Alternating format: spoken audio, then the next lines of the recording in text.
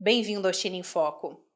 Na véspera do grande evento militar que aconteceu na China essa semana, um homem decidiu se manifestar contra o Partido Comunista Chinês. Vamos entender melhor o que aconteceu.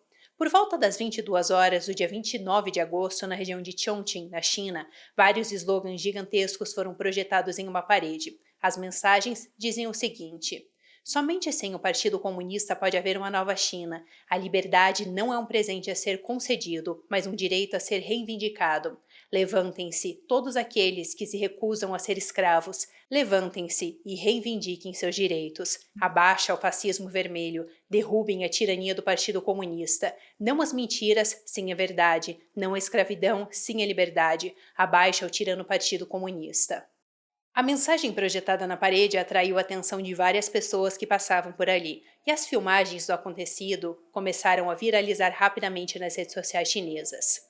Antes de eu continuar com vocês com mais detalhes sobre essa história, se você ainda não me conhece, eu sou Emanuele Coure, editora de China do jornal Epoch Times aqui no Brasil, e se você ainda não é inscrito aqui no canal, já lembre-se de se inscrever e também de deixar a sua curtida.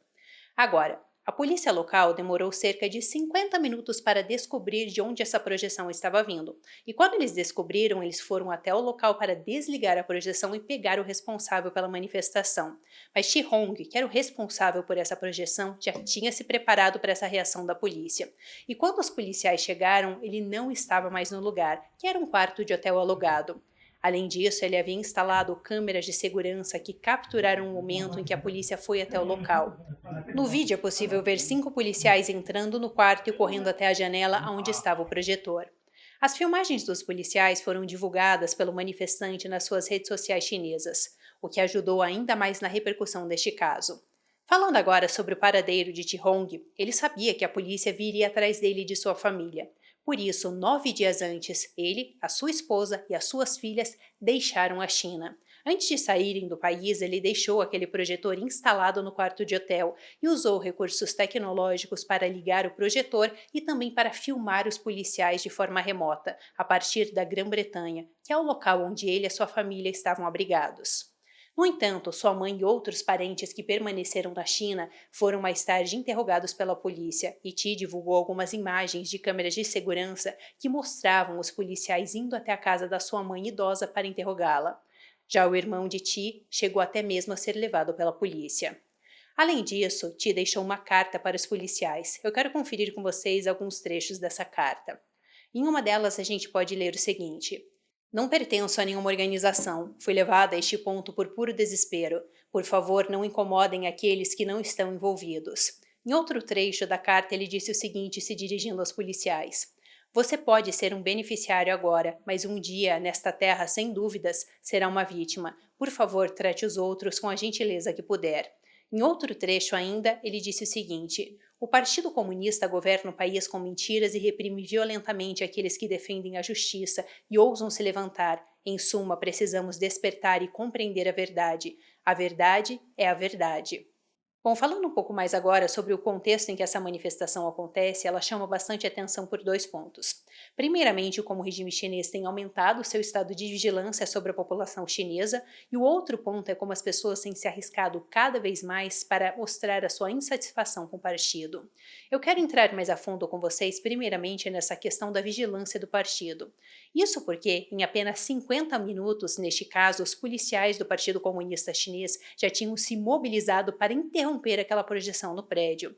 E essas mobilizações acontecem de forma rápida justamente porque a todo momento o Partido Comunista Chinês está monitorando a população. E o uso da tecnologia nos últimos anos ajudou a intensificar esse monitoramento. Por exemplo, quem se lembra dos períodos de lockdown durante a Covid-19 na China, quando o regime chinês usou drones com câmeras e alto-falantes para vigiar as pessoas que estivessem descumprindo as medidas sanitárias?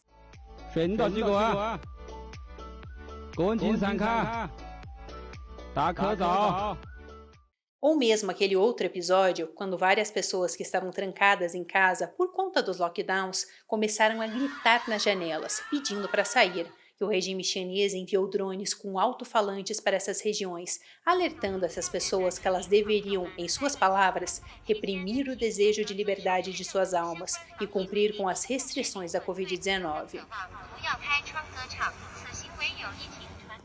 Agora, Isso, na verdade, tem sido cada vez mais documentado nos últimos anos, esse monitoramento extenso do Partido Comunista Chinês. Por exemplo, um relatório publicado pela Organização de Direitos Humanos Human Rights Watch em 2019 trouxe à tona essa questão. De acordo com o relatório, um novo aplicativo de celular estava sendo utilizado pelas autoridades na região de Xinjiang, na China, para coletar informações pessoais de muçulmanos uigures e outras minorias muçulmanas, para assim registrar atividades consideradas suspeitas.